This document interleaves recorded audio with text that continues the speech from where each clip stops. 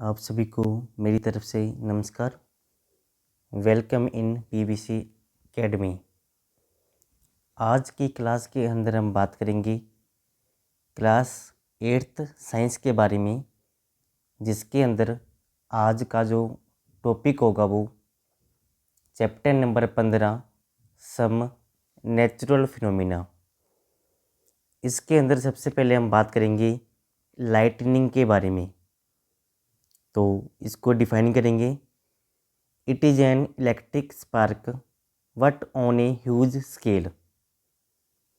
Large amount के अंदर light का प्रोड्यूस होना, इसी को हम नाम देंगे लाइटनिंग।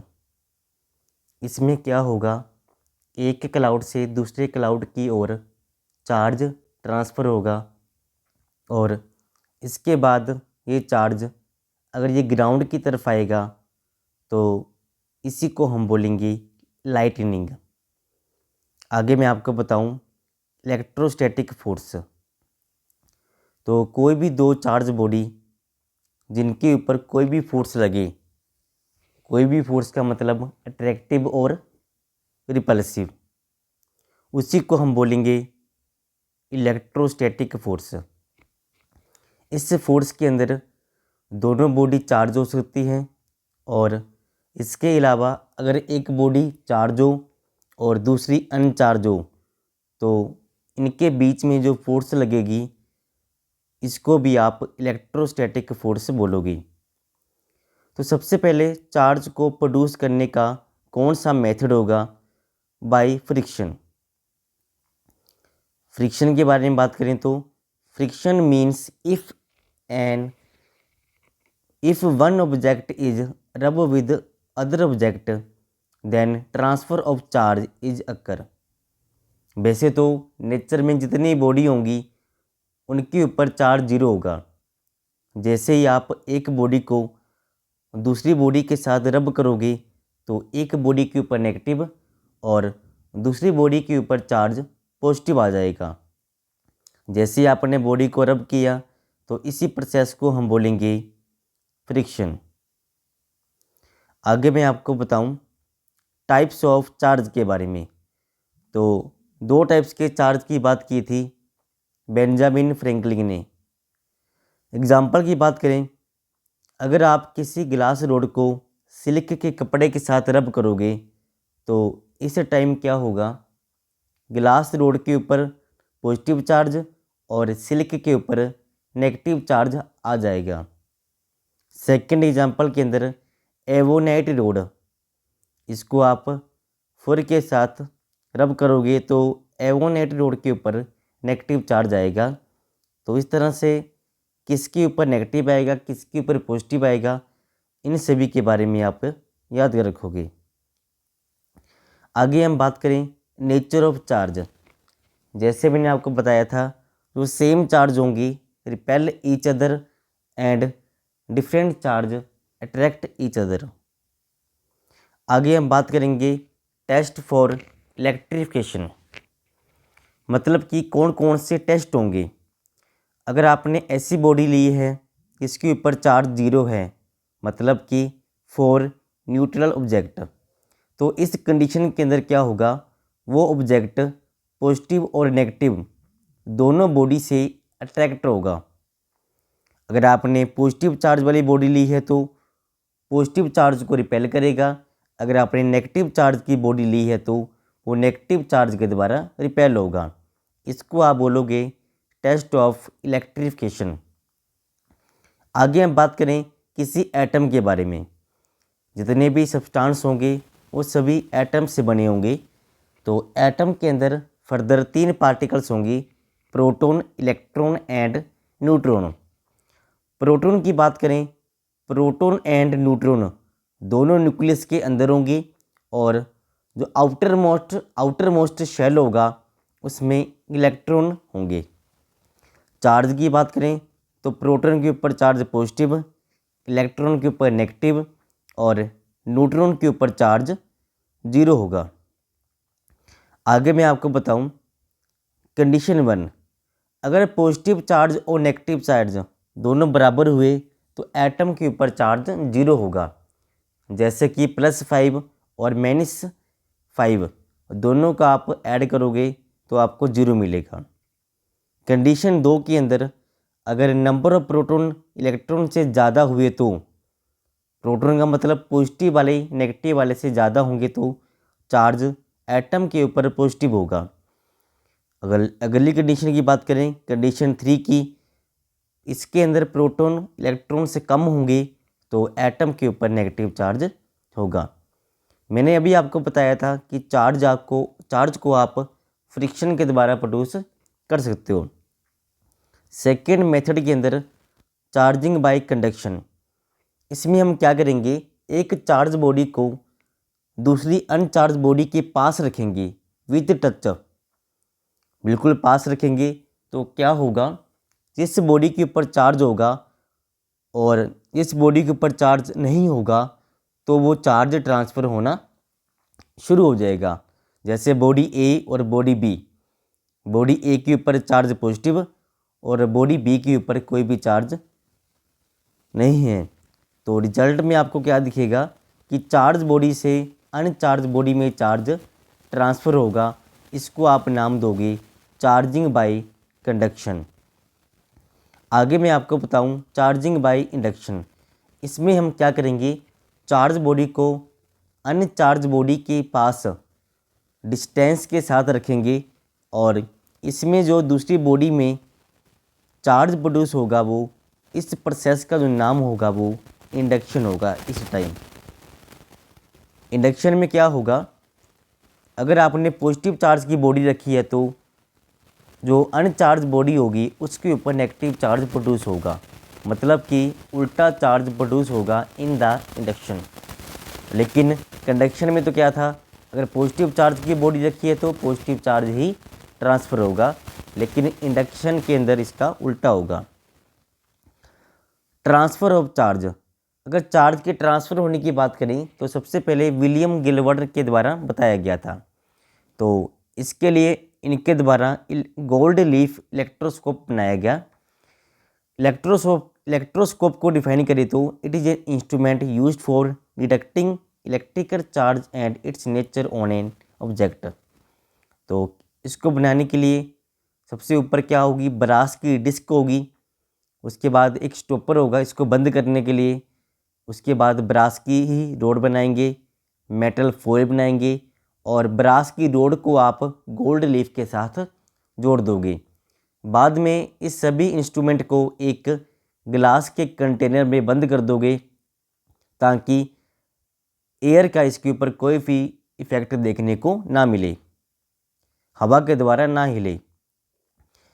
पॉइंट नंबर 1, इसमें हम क्या करेंगे, ग्लास रोड को सबसे पहले सिल्क के कपड़े के साथ रब करेंगे। मैंने आपको बताया था ऐसा करने के बाद ग्लास रोड के ऊपर चार्ज आएगा पॉजिटिव। अगर पॉजिटिव चार्ज को आप ब्रास डिस्क के साथ टच करोगे तो इस डिस्क के द्वारा वो चार्ज रोड के अंदर ट्रांसफ़र होगा और रोड से वो दोनों गोल्ड लीफ के बीच में ट्रांसफ़र होगा। तो ऐसे क्या होगा, अगर दोनों लीफ के ऊपर चार्ज पॉजिटिव आएगा तो दोनों एक दूसरे को रिपेल करेंगे। Then gold leaves get positive charge and repel each other. Point number 2, इसके अंदर आप एवोनेट को वूल के साथ रब करोगे। तो मैंने आपको बताया था कि एवोनेट के ऊपर नेगेटिव चार्ज आएगा, तो इस तरह से गोल्ड लीफ के ऊपर भी नेगेटिव चार्ज आएगा और दोनों सेम चार्ज होने के कारण फिर से एक दूसरे को रिपेल करेंगे। अगर आप इस कंडीशन के अंदर इस डिस्क को अपने हाथों से टच करोगे तो जो चार्ज गोल्ड लीफ के ऊपर था वो आपकी बॉडी पे आ जाएगा, मतलब कि गोल्ड लीफ के ऊपर चार्ज 0 हो जाएगा और गोल्ड लीफ फिर से अपनी पोजीशन पर वापस आ जाएंगे। तो इसी प्रोसेस को हम बोलेंगे अर्थिंग।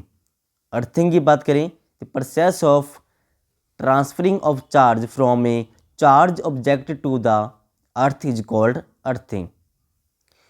अगर इसके यूज की बात करें, use of a gold leaf electroscope, पहला तो ये पता लगाने के लिए यूज़ किया जाएगा कि आपने जो बॉडी ली थी कि उसके ऊपर चार्ज होगा और नहीं होगा, मतलब कि डिटेक्शन ऑफ चार्ज। अगर आपने न्यूट्रल बॉडी ली होगी, इसके ऊपर चार्ज 0 हो पहले से ही, तो चार्ज कोई ट्रांसफ़र नहीं होगा। जैसे ही आप टच करोगे तो गोल्ड लीफ के अंदर कोई भी डिफ्लेक्शन देखने को नहीं मिलेगी। अगर आप चार्ज बॉडी को लेकर जाते हो तो डिफ्लेक्शन देखने को मिलती है। अब कंडीशन ये होगी कि चार्ज बॉडी को ले जाने के बाद कौन सी चार्ज की बॉडी होगी, वो पॉजिटिव और नेगेटिव, इसका कैसे पता लगाएंगे। तो सबसे पहले हम क्या करेंगे, एक ग्लास रोड लेंगे, और ग्लास रोड को आप जानते हो कि इसके ऊपर चार्ज पॉजिटिव होगा, और आप इसको टच करोगे तो फिर से वो गोल्ड लीफ एक दूसरे को रिपेल करेंगे। अब हम क्या करेंगे, ऐसी बॉडी को लेंगे जिसको हम टेस्ट करेंगे। अगर आप उसको टच करते हो और वो रिफ्लेक्शन फिर से इंक्रीज हो जाती है, रिफ्लेक्शन इंक्रीज, तो इसका मतलब जो बॉडी आपने बाद में रखी थी उसके ऊपर भी चार्ज पॉजिटिव था। अगर इसका उल्टा हो जाए, उसके अंदर जो डिस्टेंस था लीफ के अंदर वो कम हो जाए, तो इसका मतलब ये होगा कि जो टेस्ट बॉडी आपने ली थी उसके ऊपर चार्ज नेगेटिव था, नहीं तो वो न्यूट्रल थी। आगे हम बात करें, flow of charge is called electric current. किसी तार में कितना चार्ज ट्रांसफ़र होगा, इसी को हम बोलेंगे इलेक्ट्रिक करंट। और करंट प्रोड्यूस करने के जो मेथड होंगे वो इलेक्ट्रिक सेल और जनरेटर। इसके अंदर आप किसी भी तार के अंदर कंटिन्यूज चार्ज की मूवमेंट को कर सकते हो। आगे हम बात करेंगे स्टोरी ऑफ लाइटनिंग। इसके अंदर क्या था, बेंजामिन फ्रैंकलिन और उसके बेटे विलियम, इन दोनों ने एक काइट बनाया, और इस काइट के अंदर सबसे पहले इसको एक सिल्क स्ट्रिंग के साथ बांधा। इसके बाद उसने एक चाबी लगाई, और चाबी को फिर उसने मेटल वायर के साथ जोड़ दिया, और चाबी का दूसरा जो एंड था वो सिल्क रिबन के साथ जुड़ा हुआ था। अगर अब बात करें, जैसे ही वो कोई क्लाउड इस काइट के ऊपर से जाएगा, और condition 1, cloud pass over Franklin's kite, cloud have negative charge. Let कीजिए कि क्लाउड के ऊपर नेगेटिव चार्ज होगा, तो वो चार्ज लीक हो जाएगा और वो काइट के ऊपर आ जाएगा, काइट से चाबी के ऊपर, चाबी से इस ये कंटेनर के अंदर, जिसका नाम हमने रखा लेडन जार। लेकिन सिल्क रिबन की बात करें, जिसको बेंजामिन फ्रैंकलिन ने पकड़ा हुआ था, वो कैसा होगा, इंसुलेटर होगा वो, it is a insulator substance, तो इसमें से करंट पास नहीं होगा। अगर बाय चांस फ्रैंकलिन चाबी को टच कर ले और चाबी में तो करंट होगा, तो उसको क्या फील होगा, शॉक फील होगा, due to the electrostatic force के कारण। तो रिजल्ट सामने था अपने, Franklin experiment successfully show that lightning was actually static electricity, मतलब कि बिजली चमकेगी, उसके अंदर भी करंट होगा, और वो भी ट्रांसफ़र होने वाला होगा। तो इस एक्सपेरिमेंट के द्वारा, इनके द्वारा डिस्कवरी की गई थी लाइटनिंग रोड और लाइटनिंग कंडक्टर की। आगे हम बात करें लाइटनिंग के बारे में, तो उससे पहले the passage of the electric current in the air due to movement of electric charge is called electric discharge, मतलब कि हवा के द्वारा करंट का ट्रांसफ़र होना, चार्ज का ट्रांसफ़र होना, इसी को हम बोलेंगे इलेक्ट्रिक डिस्चार्ज। अगर हम टेम्परेचर की बात करें तो 30,000 डिग्री सेल्सियस होगा। इतना टेम्परेचर होने से क्या होगा, आसपास की हवा गर्म होगी, और हवा गर्म होने से लार्ज अमाउंट के अंदर एनर्जी बाहर निकलेगी, energy release in the form of heat and light. आगे हम बात करें, जैसे ही वो हवा गर्म होगी तो हवा के पार्टिकल्स होंगे वो मूव करने शुरू कर देंगे। जैसे वो मूव करेंगे तो आपस में टकराएंगे, तो साउंड प्रोड्यूस होगा, the loud sound produce during lightning, इसी को हम बोलेंगे थंडर। उसके आगे हम बात करें, a rapid flow of electric charge through the air between two opposite charge cloud seen as intense spark of electricity in the sky is called lightning. Lightning को आप क्या नाम दोगे? अगर दो बादल के बीच में चार्ज ट्रांसफर हो और उसके द्वारा एनर्जी प्रोड्यूस हो स्पार्किंग के द्वारा, इसको नाम देंगी लाइटनिंग। अगर दोनों का आप जोड़ दो लाइटनिंग एंड थंडर तो नाम दोगे थंडर स्ट्रॉम। आगे हम बात करेंगे electric discharge occur between two clouds और चार्ज क्लाउड और टॉल ऑब्जेक्ट। मतलब कि इलेक्ट्रिक डिस्चार्ज का फिनोमिना दो के अंदर होगा, दो बादल के बीच में हो सकता है, नहीं तो एक बादल और किसी भी लंबी बॉडी जो अर्थ के ऊपर हो उनके बीच में होगा। एग्जाम्पल से हम समझेंगे। आपके पास क्लाउड ए और क्लाउड बी, दोनों के ऊपर चार्ज पॉजिटिव और एक के ऊपर नेगेटिव। अगर हम बात करें पॉजिटिव और नेगेटिव में से, तो नेगेटिव क्लाउड हैवी होंगे, तो इसलिए इनका जो डिस्टेंस होगा ऊपर पॉजिटिव होगा, नीचे नेगेटिव होगा। और नेगेटिव क्लाउड अगर नीचे होगा तो इससे क्या होगा, जो धरती पे जितने भी हाउस होंगे, ट्री होंगे, उनके ऊपर नेगेटिव के द्वारा उल्टा चार्ज प्रोड्यूस होगा, तो पॉजिटिव चार्ज प्रोड्यूस हो जाएगा।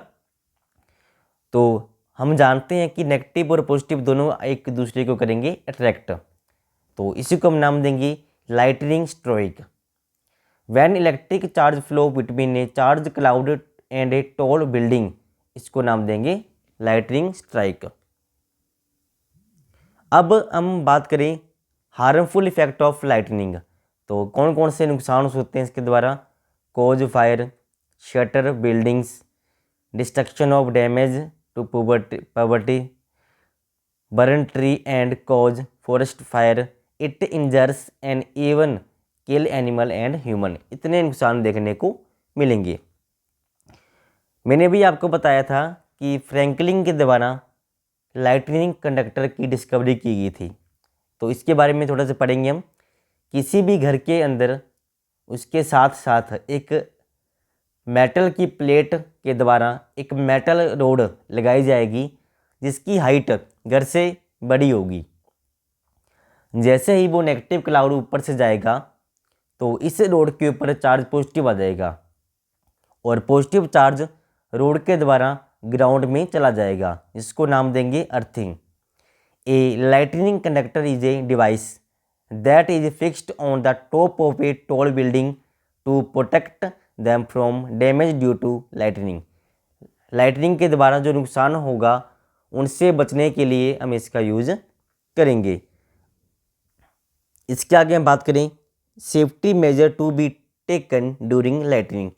कौन कौन सी सावधानी हम कर सकते हैं? नंबर 1, अगर हम घर से बाहर हुए तो सबसे पहले हम ऐसे प्लेस पे जाएंगे जैसे कि किसी बंद बिल्डिंग के अंदर और किसी कार के अंदर। ऐसी कंडीशन के अंदर आप ग्राउंड के अंदर लेटेंगे नहीं। ऐसी कंडीशन के अंदर आप किसी भी ट्री के नीचे खड़े नहीं होंगे और जितना हो सके एक दूसरे से 15 फुट का डिस्टेंस बनाकर रखेंगे। और जितने भी वाटर बॉडीज होंगी जैसे रिवर और जितने भी हम बात करें अगर वाटर बॉडीज पॉन्ड्स के बारे में, लेक्स के बारे में, उनसे दूर रहेंगे। अगर आप इस टाइम कोई भी ओपन व्हीकल चला रहे हो तो उसको नहीं चलाएंगे, स्कूटर, ट्रैक्टर, मोटर। इसके आगे इसके बात करें अगर आप किसी हाइट वाली बिल्डिंग पे खड़े हो तो उसी टाइम आप नीचे आ जाओगे, हाइट वाली बिल्डिंग पे खड़े नहीं होंगे। If you are in the forest, अगर आप जंगल में हो तो जो छोटे हाइट के पेड़ होंगे उसके नीचे आप बैठ सकते हो। इस टाइम आप अपनी पोजीशन को इस तरह से बनाओगे कि आपकी बॉडी कम से कम साइज़ की नज़र आए। जैसे आप घुटनों के बल बैठ सकते हो, उसके बाद दोनों हाथों को घुटनों पर रखेंगे और दोनों हाथों के बीच में आप सिर को रख सकते हो। जितनी पोजीशन आपकी छोटी होगी उतना ही आपको खतरा कम होगा। इंडोर, अगर आप घर के अंदर हो तो कौन कौन सी सेफ्टी को अपना सकते हो। तो इससे टाइम आप कोई भी इलेक्ट्रिकल इंस्ट्रूमेंट होगा उसको यूज़ नहीं करोगे। साथ में ही आप इस टाइम नहाने और शावर नहीं ले पाओगे। इसके साथ ही जितनी भी वायर वाली चीज़ें होंगी, telephone, electrical wire, metal pipes, इनसे आप दूरी बनाओगे। अगर बात करें क्या इस लाइटनिंग के कोई फ़ायदे भी होंगे तो उसके बारे में बात करेंगे। तो सबसे पहले regulation of nitrogen cycle in the nature. तो सबसे बड़ा काम क्या होगा, नाइट्रोजन गैस के जो बॉन्ड्स होते हैं ना उनको तोड़ने का काम करेगी। और अगर ये टूटेगी तो ये पानी के द्वारा मिट्टी में मिक्स होगी और मिट्टी के द्वारा ये प्लांट में ट्रांसफ़र हो जाएगी। तो नाइट्रोजन साइकिल के अंदर काफ़ी रोल होगा इसका। Number 2, ozone layer in the atmosphere absorb harmful ultraviolet of sunlight. तो इसका भी काफ़ी योगदान होगा। Important role in the evolution of life on the earth. धरती के ऊपर जितने भी एवोल्यूशन होंगे वो इस प्रोसेस के द्वारा ही देखने को मिलेंगे। आगे हम बात करेंगे अर्थक्वेक के बारे में। तो किस धरती का अचानक से हिलना और लंबे टाइम के लिए और थोड़े टाइम के लिए, इसी को हम नाम देंगे अर्थक्वेक। अगर अर्थ की बात करें तो अर्थ के अंदर आपको 3 टाइप्स की लेयर देखने को मिलेंगी। सबसे ऊपर वाली क्रस्ट, बीच वाली मेंटल और लास्ट वाली कोर। क्रस्ट की बात करें तो सबसे ऊपर होगी, और अगर हम बात करें इसकी मोटाई की तो 5 से 10 किलोमीटर होगी, और डिस्टेंस की बात करें तो 30 से 50 किलोमीटर तक होगी। और किसकी बनी होगी, ये लाइटर सब्सटेंस की बनी होगी, हल्के हल्के पत्थरों की बनी होगी। और कैसी होगी, ये सॉलिड होगी। मेंटल की बात करें तो बीच वाली होगी, सेंट्रल होगी। और मोटाई की बात करें तो 2830 से लेकर 2890 होगी। डिस्टेंस की बात करें सरफेस से 2900 किलोमीटर नीचे मिलेगी अपने को। ये किसकी बनी होगी, मैग्नीशियम और आयरन की बनी होगी। और कैसी होगी, ये सॉलिड और मोल्टन स्टेट में होगी। नंबर 3 की बात करें कोर, इनर मोस्ट होगी, और ये कितनी नीचे होगी, 6360 किलोमीटर नीचे होगी। मोटाई की बात करें 3400 किलोमीटर। किसकी बनी होगी, आयरन एंड निकल की। इसके आगे 2 पार्ट्स होंगे फर्दर, आउटर कोर और इनर कोर। आउटर तो क्या होगी, मोल्टन होगी, लेकिन इनर कैसी होगी, सॉलिड होगी। इसके आगे हम बात करें कॉजेस ऑफ अर्थक्वेक। अर्थक्वेक क्यों आएगा। Number 1, movement of tectonic plates, volcanic eruption, dislocation of crust, nuclear explosion, इन सभी से अर्थक्वेक आएगा। टेक्टोनिक प्लेट्स, अगर हम अर्थ की बात करें तो अर्थ को टोटल 7 लार्ज टेक्टोनिक प्लेट्स के अंदर डिवाइड किया गया है। और इसके अलावा छोटी काफ़ी होंगी, बड़ी 7 होंगी लेकिन। और अगर ये मूवमेंट करेंगी तो एनर्जी रिलीज होगी। नंबर 3 की बात करें तो अगर ये tectonic plates deform, displace, crush and fracture, इन सभी का जो इफेक्ट देखने को मिलेगा during the earthquake. Volcanic eruption, इसकी अगर बात करें तो volcano hole in the earth crust, इसकी जो प्रेजेंस होगी वो अर्थ क्रस्ट के अंदर देखने को मिलेगी।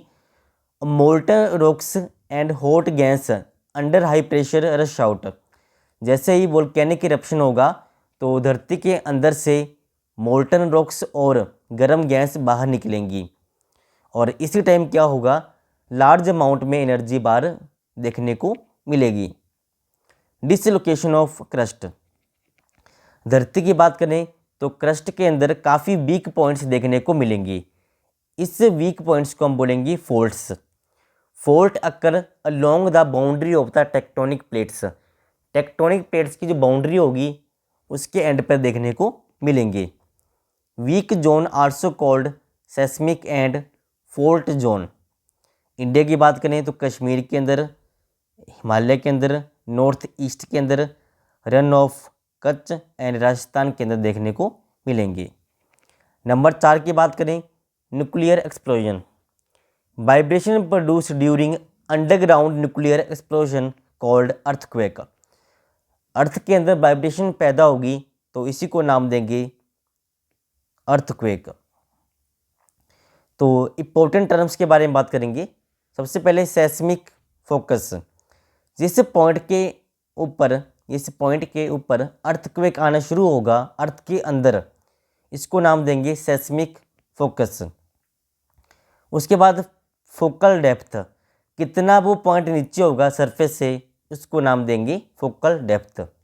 एपिसेंटर, अगर हम बात करें उस पॉइंट से जो सीधा ऊपर की तरफ जाएं और अर्थ सरफेस के ऊपर कोई पॉइंट मार्क कर दें तो उसी को बोलेंगे एपिसेंटर। सेस्मिक वेव्स, अर्थ के अंदर जो वेव्स पैदा होंगी ड्यूरिंग द अर्थक्वेक, इसको नाम देंगे सेस्मिक वेव्स। और सिस्मोग्राफ, जिस इंस्ट्रूमेंट के द्वारा भूकंप की जो इंटेंसिटी है वो कितना स्पीड से आएगा उसको मेजर करने के लिए एक ग्राफ होगा, इसको बोलेंगे सिस्मोग्राफ। उसके बाद सिस्मोग्राम, उस ग्राफ का एक रिकॉर्डर अपने पास रखना कि कौन से साल में कितना भूकंप आया था, उसको हम बोलेंगे सिस्मोग्राफ। उसके आगे रेक्टर स्केल, जिस स्केल के द्वारा भूकंप का जो मैग्नीट्यूड है वो मापेंगे, इसको नाम देंगे रेक्टर स्केल। डायग्राम से इन सभी को अगर समझे तो आपके पास अर्थ सरफेस, इन दोनों के बीच में आपको दिखाई दे रहा है ये फॉल्ट पॉइंट, और ये आपको डार्क लाइन दिखाई देंगी, इसको बोलेंगे सेस्मिक वेव्स। अर्थ के सरफेस पे एक डार्क रेड कलर का सर्कल होगा, इसको बोलेंगे एपिसेंटर। इस रेड सर्कल के नीचे की तरफ आए तो सेंटर मिलेगा सेस्मिक फोकस, जो अर्थक्वेक का सेंटर पॉइंट भी होगा। आगे हम बात करें मैग्नीट्यूड ऑफ अर्थक्वेक। मैंने अभी आपको बताया इसकी जो डिस्कवरी की थी चार्ल्स एफ रेक्टर के द्वारा की गई थी। तो Richter scale is the best non scale measuring the magnitude of earthquake. और जो स्केल होगा वो किसके अंदर होगा, वो लोगरिथम के अंदर होगा।